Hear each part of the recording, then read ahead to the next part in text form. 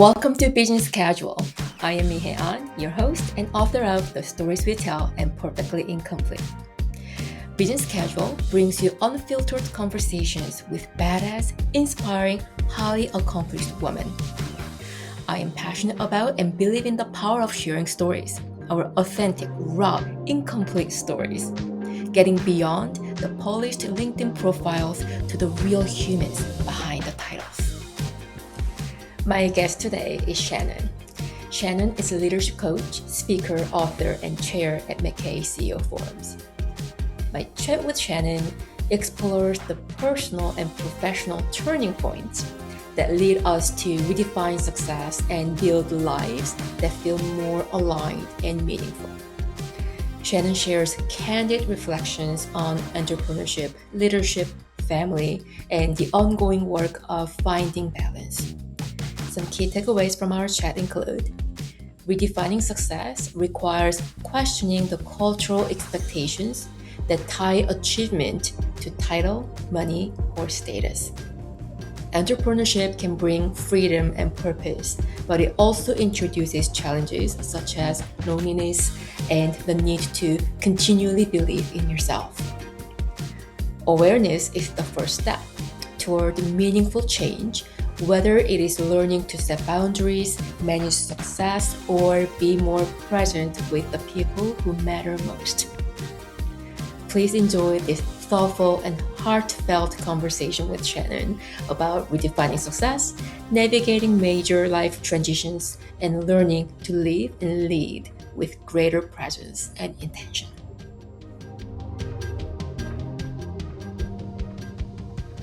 Hi, Shannon. How are you? Hey, Mihai, I'm great. How are you? Doing good, thank you. Thank you so much.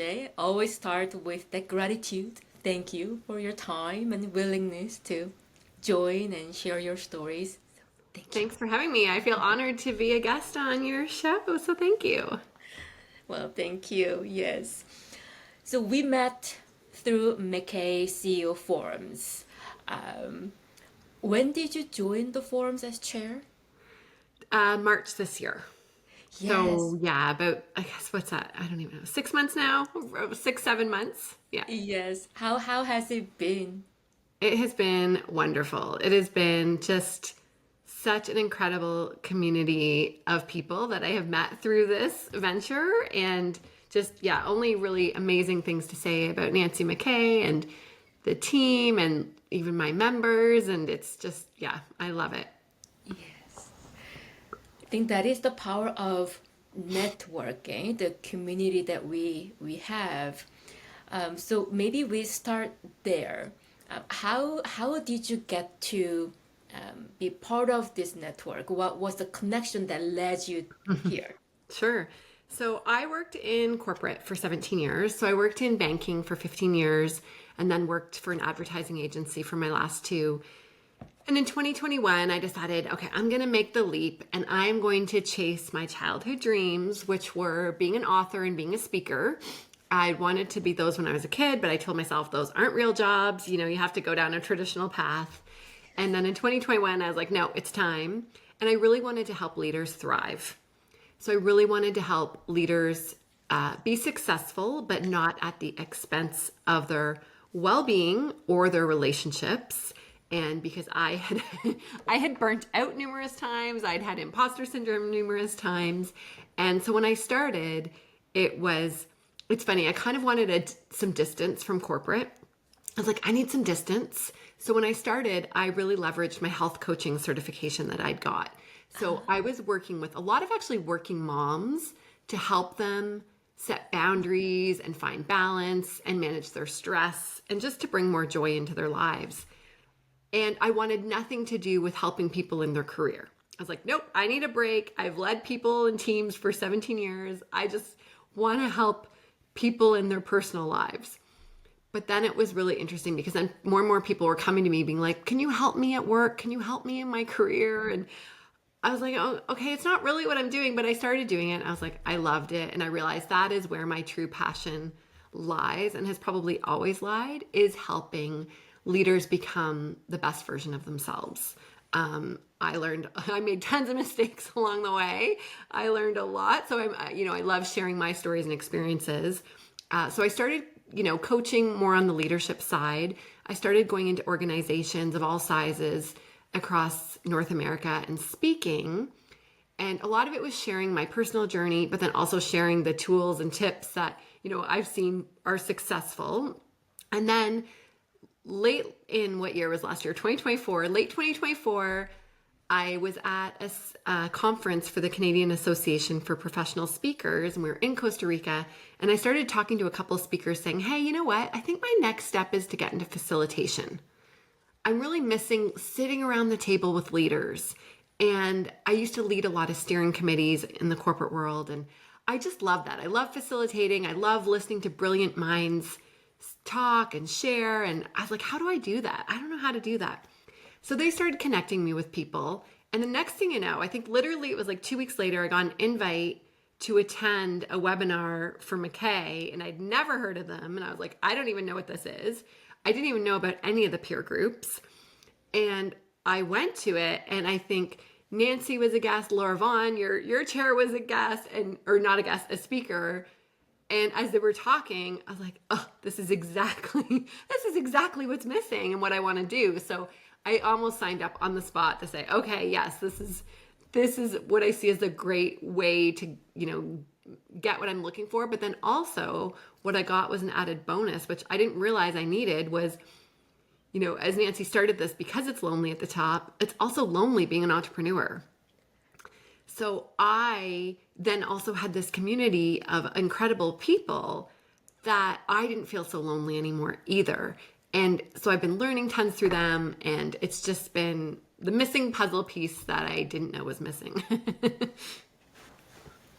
The entrepreneurship, many people dream about it and chase it for many different reasons. But one thing that I heard quite a bit, because I have such aspiration for that type of innovation and leadership, I talked to a number of them because I want to hear their stories. How did you get there, and what is fun side of it? What is not so fun side of it? What do you miss after leaving the corporate quote-unquote world? What do you miss about that? And one typical answer that I get is, yeah, I miss that interaction with many different people. As part of my job, daily routine was that, and it is missing in this life. So I hear that quite often. And like you said, peer group like McKay is in a way filling that gap a bit. Definitely. Yes. What was the Speaker Association? Please tell me more what that is about. Yeah, so it's short for Miss CAPS, and it's also another community of incredible people that I found, I think 2 years ago now. So I'll just take a step back, share a really quick story. So I wanted to be a speaker when I was in high school. I saw my first motivational speaker. I was the treasurer of my students' council, which I was not great at it. Don't know how I got appointed it. I should probably not have been that person. But as part of it, I got to go to a conference in Hamilton, Ontario, which ironically is where I moved to last year. And I saw my first motivational speaker. And I couldn't tell you what he talked about or anything, but I just remember leaving feeling inspired and happy. And I remember thinking, I would love to do something like that one day. And when I quit my corporate job, May 31st, 2021, and no joke, June 1st, I started emailing speakers bureaus. And I was just asking them, how do I become a speaker? Like, what does that look like? I know nothing about it. I knew maybe a couple of speakers I'd hired in my past, but I didn't really know that world. And none of the speakers bureaus got back to me except for one, which was, a lot of them work with only like Olympic athletes and, like celebrities. But the Speakers Bureau of Canada came back to me, the former former founder of it, who has since moved on and passed things on to his son. But he said, let's hop on a phone call. And we got on a call, and I had a list of questions, and I was just asking him, saying, I'd love to do this one day. What do I need to start doing now? And by the end of the call, he said, I'm going to put you on our roster. And I said, no, like, I'm not ready. What do you mean? No, I just wanted to find out what I have to do. And he goes, no, you're ready. And it's like, get your topics together. And as soon as you have those, like, send them to me, and we're going to put you on the roster. And that was like, just having somebody believe in me when I didn't believe in myself yet was so incredible. And that alone, like, I literally, like, hung up the phone. I called my husband. I called my dad. I was like that little kid again, going, oh my gosh, guess what? And my first speaking engagement with them was for Nestle Canada, for mental health awareness. It was virtual back then. Everything was virtual then. But it was incredible. So that was my one. So my first, like, intro to speaking was the Canadian Speakers Bureau of Canada, who to date, like, I just love them. They're amazing. And then I found out a couple of years later from a woman that I just networked with on LinkedIn. I do a lot of networking through LinkedIn. And she told me about the Canadian Association for Professional Speakers. So this is an association for people who are already making a living or part of a living speaking or training, facilitating. And they have different chapters across Canada. And they have meetings that are monthly where really they also want to help people thrive in their speaking business. So, they'll talk about how to build the business, new trends in the speaking space, and just really, really interesting topics. And then they also have an annual conference, which is amazing. And it changes the location every year. And it's just, I leave after those 3 or 4 days with so much inspiration and ideas and connections, more importantly, that it's just been, also between it and McKay, it's been, those two amazing communities to really help me not be so lonely, but also to grow professionally and personally. Well, thank you for sharing the stories. I will definitely check both organizations, and with your permission, we'll reach out to you. Yes, please do. Anything. I'd love to help you and connect you to anyone I can. So please do. Thank you very much. What was that journey like when you, I guess, I'm sure there was a journey to the decision point where you made a decision, okay, I am leaving the corporate world to create my own business, back to my childhood dream of authoring and speaking. Mm-hmm. So there was a journey to get to the point, and after the decision is made, then the journey also begins. So if you can tap into both. Yes. Yes, definitely. It's interesting because a lot of people say, oh, you took a big risk leaving corporate. I get that a lot. People are constantly like, wow, you're so courageous. You're so brave. I see it that way too. Shannon. Okay. All right. Yes. Well, I appreciate that. I really do. But to me, it didn't feel risky. It felt like the first time in a long time where I had taken the time to truly map out where I wanted to go and what I wanted to do. And so for me, it was like, okay, so what happened was it can be a really long story, so I'll shorten it. But in 2019, we spent 31 days at Sick Kids Hospital in Toronto with my oldest, who was 5 at the time. I like to say it was his appendix gone rogue. Should have been a simple procedure, turned into a not so fun time.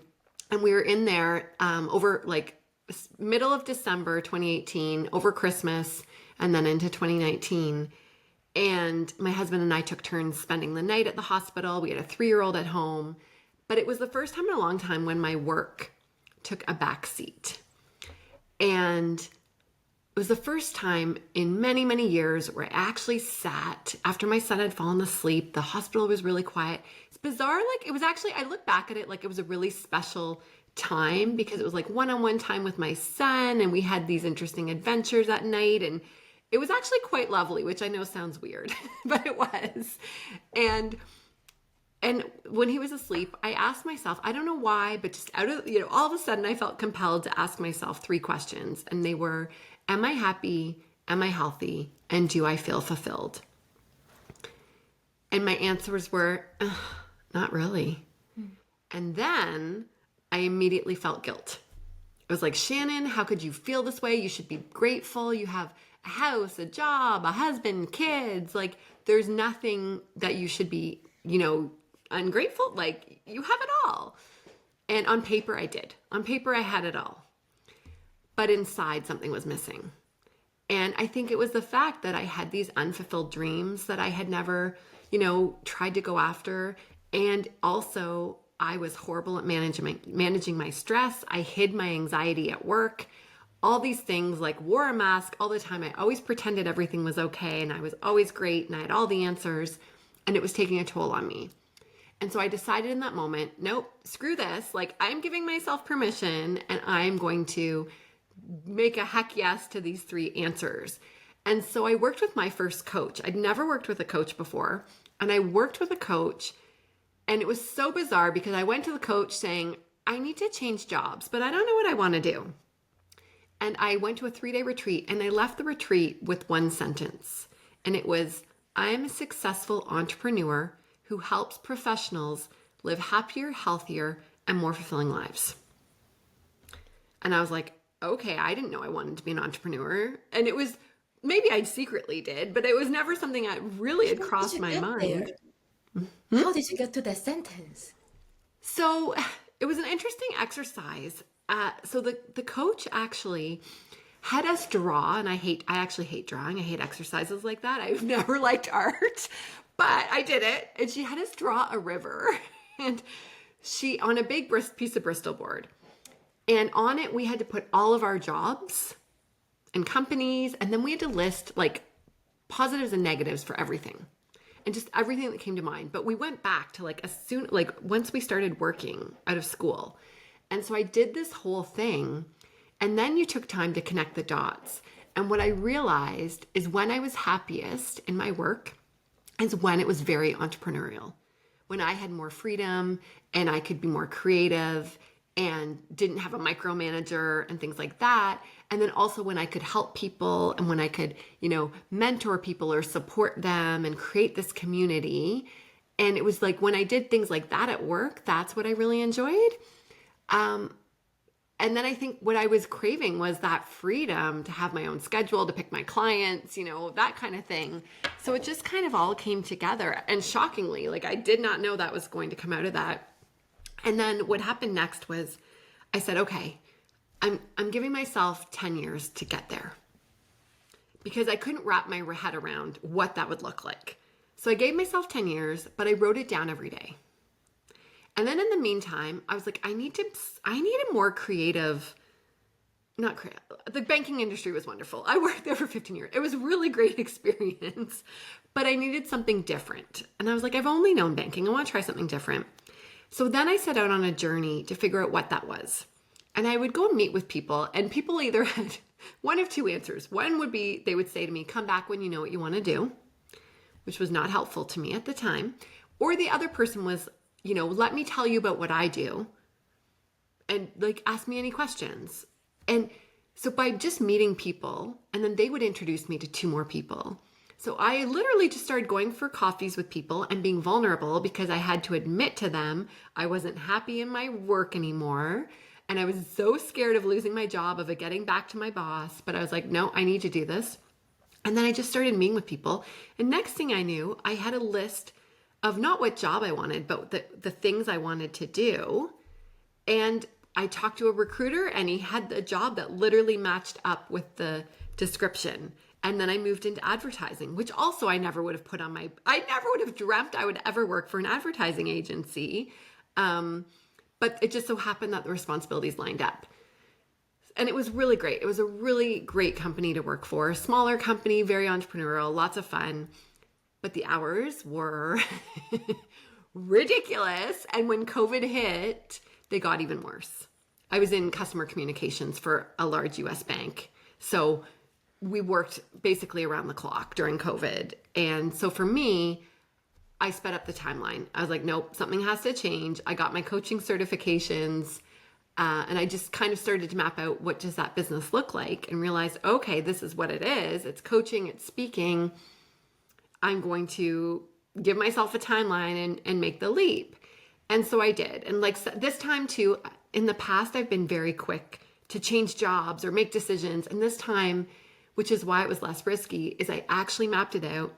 I brought my husband along for the journey, which I'd never been good at before either. I used to just always go to him and be like, this is what I'm doing. I don't care if you like it. But this time I was like, okay, let's talk about it. So I did that. And he was on board and really supportive. I started coaching on the side to see if I would like it. I loved it, even if it was late at night and on weekends. And so when I made the leap, it felt good because I'd already tested it out. I already knew I loved it. And because it had been part of this 2-3 year plan that I'd been working on. So made the leap. That was really exciting. But yes, you don't know what you don't know. And I had never been in sales. I'd never done business development. That today is still a struggle for me, which is being an entrepreneur is you're selling yourself. So that was a really, well, depending, in my case for services, you're selling yourself. So that was a huge, huge struggle for me. And I also, the loneliness, I never thought about that part. That was a huge challenge. But the work and the people are amazing. And that alone, just gets me excited to wake up every day and figure out the hard stuff. And, it's worth it. When you do something you love, you can figure out how to do the hard stuff that makes it better and easier. So speaking of the support, this type of transitions that we go through in life, we cannot do it alone. So support needs to be there. So you mentioned your husband and you have kids. How your different hats that we wear in our life. You are professional, businesswoman, your wife, your mom, your daughter, your whoever. How do you balance all those things? Another common thing that I hear from entrepreneur is that hours can be quite long because it is your business becomes you become your business and you're so invested in it. So managing that is not always easy. So how do you work through that? It's a challenge. And I think for me, when I was in corporate, I chased success constantly. I wanted to move up the corporate ladder. I wanted to get the next salary band. I equated success with title and money. And every time I got that, I was great for a little while. And then it just would be like, okay, now what? What's next? And I worked really long hours. I was always there for my kids and husband. I prioritized my work and my family. I sacrificed my health probably, if anything. But I traveled a lot. I used to work for Scotiabank in their international department, which was so amazing and incredible. But I traveled a lot, and some days on one day's notice, I would, fly to Costa Rica or Panama or Peru, and it was amazing. But that took a toll on me being around and my kids when they were younger. And I mentioned it, but it took me until just a couple of years ago to ever learn to manage my stress and my anxiety. And it took my son in 2021. I was pushing my youngest, who was 5. Something happens when my kids are 5 that they have this profound impact on me. So I was pushing my youngest, who was 5, on the swings, and he asked if he could give me a goal. And I got all excited. It was January, and I was like, yes, what's your goal for me? And he said, can you be less angry this year? You're angry all the time. And it was really hard to hear that, but it was such a big moment for me that I was like, okay, Shannon, enough is enough.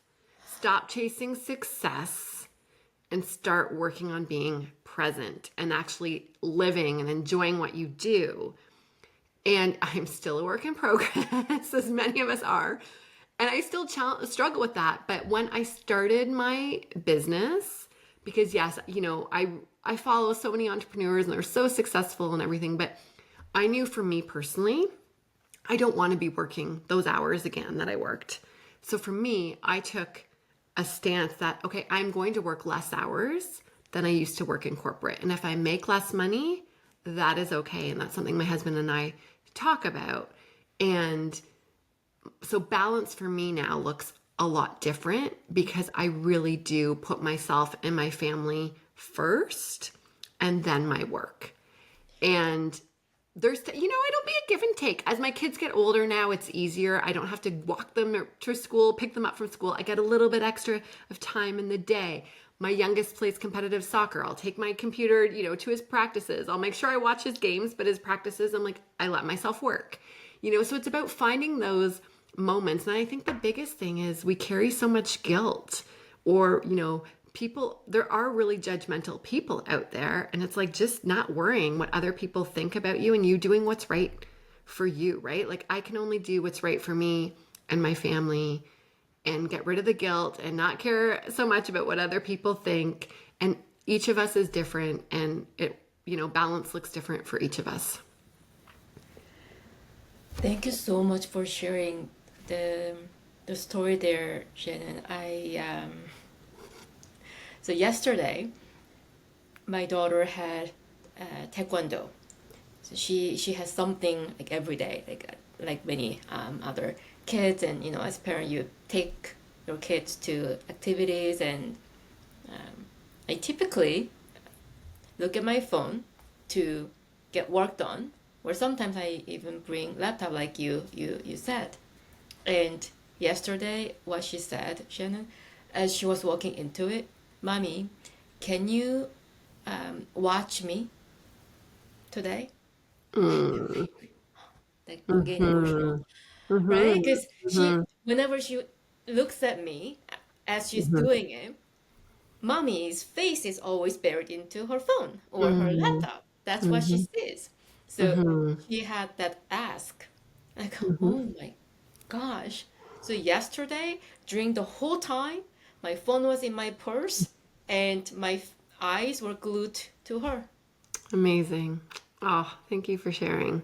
It is a struggle. It is A struggle, and they're so good at making us feel bad too. Yes, they see everything, right? Yes. The things that they see and hear and learn, both good and bad, from our own behaviors. And good God. So yes, for me it is daily struggle.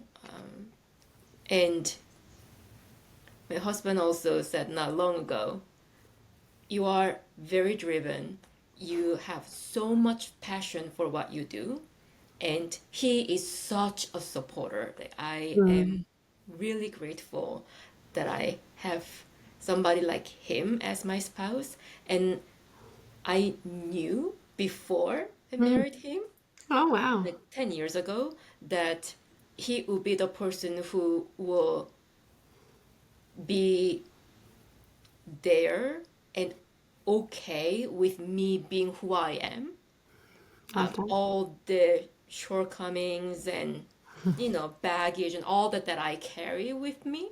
He will be okay with that and accept that, and he will also challenge. He does challenge sometimes,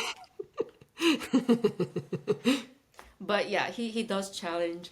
And few nights ago, he said, I admire all that you do, but sometimes it is very evident that you don't have much left in you after all that work that you do for us, the family. Yeah. Oh, wow. I need to really listen to that type of comment and think about it and consider it. Because he doesn't say something like that often, but sometimes he does mention it. It hurts. Yeah. But Yeah. But it's good that he says it, right? And that our kids say it, because then we can work on it. yeah. Right? And we're human, right? So we're going to have our things that we do that our kids and husbands and stuff don't love, but yeah, the best is, if they can help us have awareness to it, and then we can do the things to best we can to acknowledge it. The success thing that you mentioned, what we chase, that is very, very common. Okay? How success is defined in our society, in our culture, and what we are taught and told, and what we pay attention to, intentionally, unintentionally, is that, whatever good job, whatever that means, big corporation or whatever title that you need to chase, whatever salary that will enable you to do whatever that you want to do and show up and all that. It is very much part of our culture and upbringing. So what can we do? Like, how did you get out of that hamster wheel chasing, and what do you coach folks on these days on that front? So for me, I will admit it's still a struggle, and it's actually, I have a therapist I see, every 2 weeks to once a month, and we have to talk about it because I think it started when I was little, as most of our beliefs started when we were little.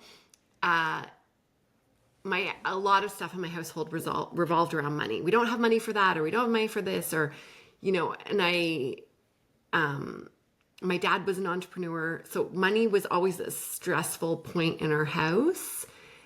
And I feel that way again now that I'm an entrepreneur, and it's not, you don't get a paycheck every 2 weeks. And I have to constantly remind myself that success is not only the number of zeros you make, or, whatever that looks like. But for me, success and money have been intertwined for my 40 something years that I've been here. So that's a hard one to work on. But what I do, and then with my coaching clients, what we do is write a definition of what success means to you. And it's probably going to take a few drafts and iterations because,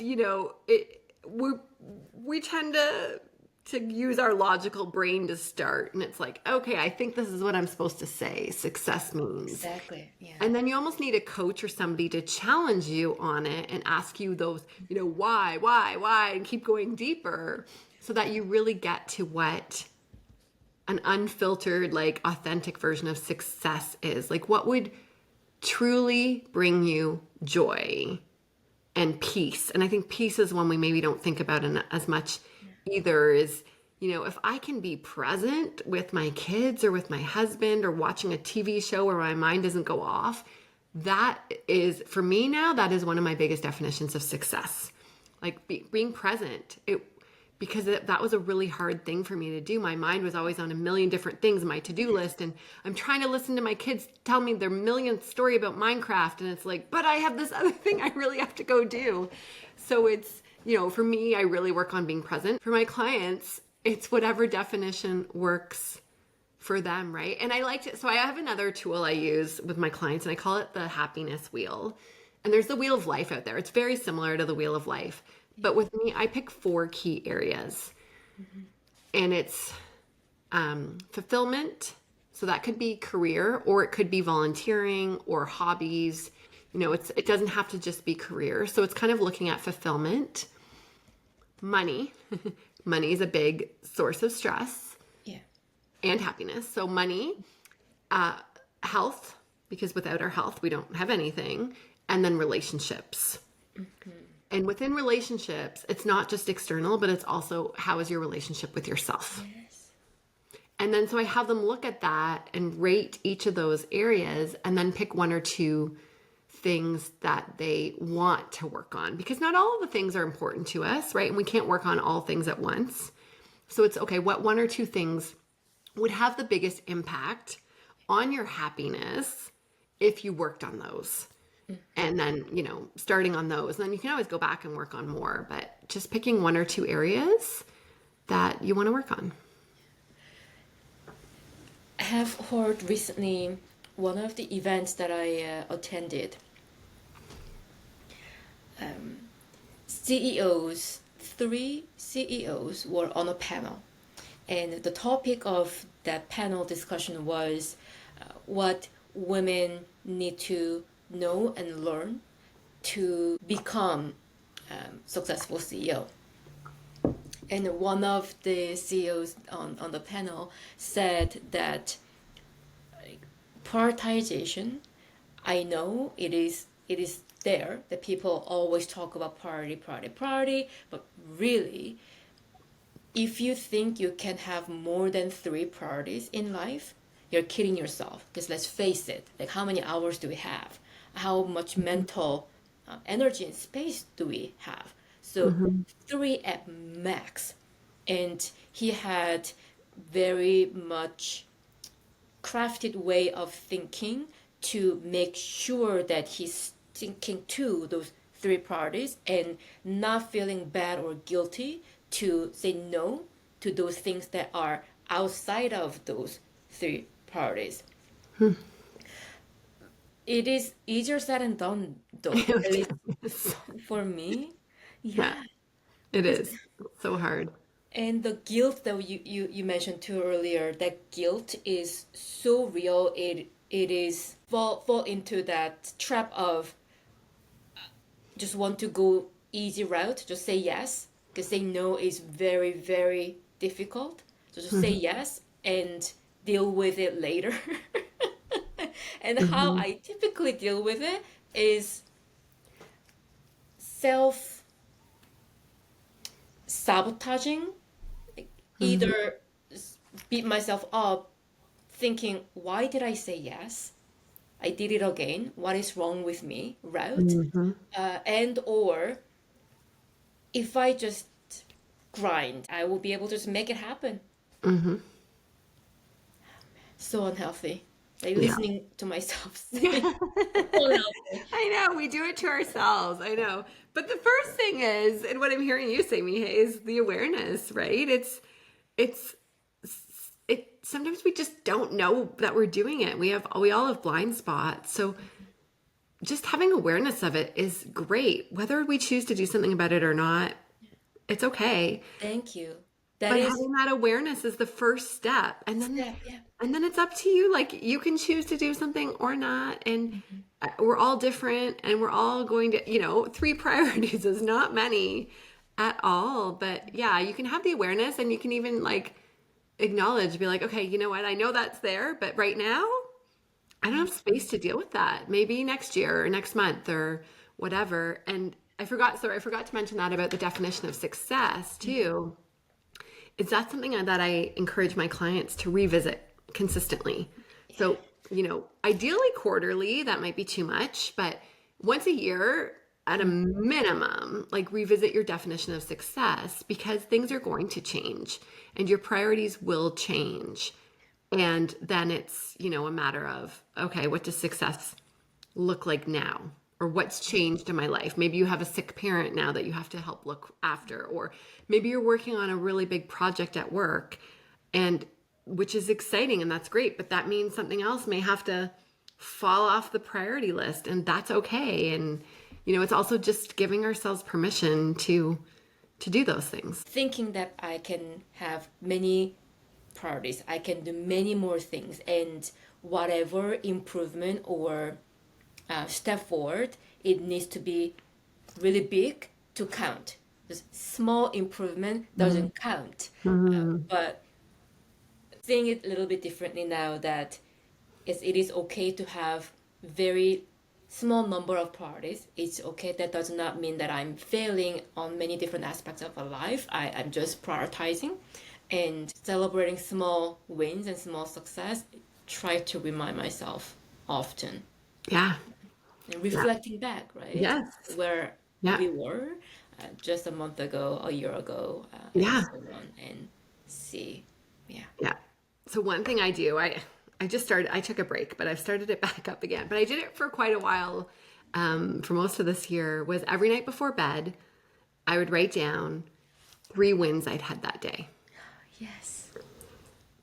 And it's amazing how hard that can be sometimes. And you think, oh, three is nothing. It is so But hard. it's so hard Yes. because we're so accustomed to thinking of wins as these bigger things. So 3 wins every night I would write down before bed, and then 3 things I was grateful for. Yes. That gratitude journal thingy that many do. Yeah. And What then going about back and flipping through it too. And it was like, oh yeah, like it feels good, right? To go back and see it. yes, like the photos, right? The Yeah. on your iPhone, and Ah, we use other apps too to save photos. I cannot imagine losing all these photos last 7 years of my daughter's life, right? So they're in my mhm. phone where I store them, so they're always there. So those things tend to give you memories. Yes. So last year, this time, this happened. So something like that. It did a gratitude to journal and just journal itself, going back and see, oh wow, Mm. that's what I was thinking about. That's what I celebrated. Yeah, that is a good reminder. Shannon, I have to ask you because my BHAG is quite, I think, similar to yours. That I want to continue to write. As you know, I have books, and Mhm. speaking is one of my source of joy. So I have to ask you, Mhm. what about speaking? What about writing? Do you enjoy? Why do you do those? Yeah. So writing, I've always loved writing. Like, even, it's funny because my kids hate writing in school right now, and they hate reading. And I'm like, how do you do that? How do you hate this? But I've always loved reading. I've always loved writing. And I didn't really start taking writing seriously until my husband and I couldn't get pregnant. So we went through a lot of fertility issues, and I didn't really know anyone else going through it. And most of my friends seemed to get pregnant right away, and all of that. So I started writing about it, and I created a blog, and it was like what to expect when you're not expecting. And it was my outlet to get all of my feelings out there and just to process it. And I really enjoyed it. But then being able to help other people who might have been going through the same thing. So for me, it started as just an outlet. Like, I just want to write, I want to, process this. But then in turn, I was like, oh, I'm actually being able to help other people, which is really lovely. And then we turned to adoption. And adoption is also something that a lot of people don't know about. I didn't know about it like when we first started the journey. So then I started writing about our journey and writing about that. And that turned into just this really fun like thing that I looked for. I'm like, it was this really nice hobby that I liked. So then I turned it into a blog, and I started writing a blog, and it never was work to me. Like, it was just always really enjoyable to do. And then I wrote my book, and even then, there were parts of it. I'm sure you've written more books than me, Mihei. I just have the one so far, and I can't wait to read yours. But for me, like, I didn't want the writing a book to be this project that just, you sit and you slog away and you close your office door. For me, I wanted to keep it enjoyable. So I spread it out over like a year and a half, wrote every day a little bit, and I really enjoyed it. And then for speaking, it is just, so I found out through corporate, because I still get really nervous. Like, people are like, oh, you don't even get nervous. I'm like, no, no, no. I get really nervous, like sick to my stomach nervous before I speak, but I love it. And even in corporate, when I would have to give presentations, I would be really nervous, but I would prepare and prepare. And I loved the preparation, and I loved practicing, and I loved doing different delivery methods. And I just found, I'm like, oh, I really love this. And I love getting people engaged. And I don't want to just be a talking head. I want to engage people, and I want to actually help people. And so when I started doing that for my own business, it was like, oh, wow, this is fun. Like, this is amazing. And again, it's not work to me at all. And I just love it. And I love the people I meet and the stories I hear. And just to know that I can, I have one goal every talk. And it started out where it's like, I want everyone in the audience to like me. And that is not possible, right? We're not all going to like everybody. So then it changed to, if I can help inspire one person today, that would be great. And so that's my goal with speaking. It's like, if I can help one person change that, help, think differently about something or try something new, then that's amazing. It is, I don't know how to say it without making it so cheesy. But hearing your stories, Shannon, the similarities that I am finding, the way that you think and what gives you joy, the similarities there is very, I don't know, like heartwarming. Well, I'm so glad we've met, Mihai. That's awesome. Exactly, yes. Yeah, this 45 minutes flew by and I'm mindful of the clock here and I'm thinking we really just scratched the surface and love to grab coffee sometime, Yes, Shannon, sometime definitely. soon. Yes, yes, I love Or that. lunch or dinner, whatever the case be. Hmm. Love to chat more and learn Hmm. more about your journey. Likewise. Yeah. Yeah, this has been really wonderful. One last question, Hmm. please. Hmm. What is next for you? I'm really excited. This week was a really energizing week for me, and I have finally decided I wanted to write it my next book, but I was waiting for the idea to hit me. And so next year I'm actually going to be launching, well, I don't know if my book will be ready next year, but I'll be starting my book. I'll have a new keynote and potentially some online modules around how we can create our workplaces to feel more like a functional 9 to 5 family. So I I really love believe that that. our workplaces should feel like family. I know it's a controversial topic and that's okay, but I believe that the qualities that make, a strong family can also make a strong workplace. And so Mhm. that's going to be my focus next year. Oh, I cannot wait to read, listen, whatever that you do, whatever channel that you use to share that ideas and frameworks and all that. Oh, I cannot wait. Thanks. Yeah, it's going to be fun. Thank you once again. And by the way, the energy that you bring, Shannon, that smile that you always have with you, um, I've made note of that every single time that I bumped into you, either in Oh, person or virtually. So I wanted to mention that well, and thank you. how you shared your story today. It's not everyone has that aptitude and capability to share stories Hmm. the way that you Hmm. do. So, thank you for Thank carving you, out your Mary. time to, yeah, share. Well, Appreciate thank you so much for having me here. It's so easy to talk to you, and I really appreciate you sharing your stories today, too. Thank you. Until next time, I will reach out to really book something Yes, please. and meet the right person. Thank you. Have a great weekend. Thanks, you too. Take care. That's it for today. Thank you for tuning in. Please remember you have more agency than you often realize. Choose your stories. I'll see you next time.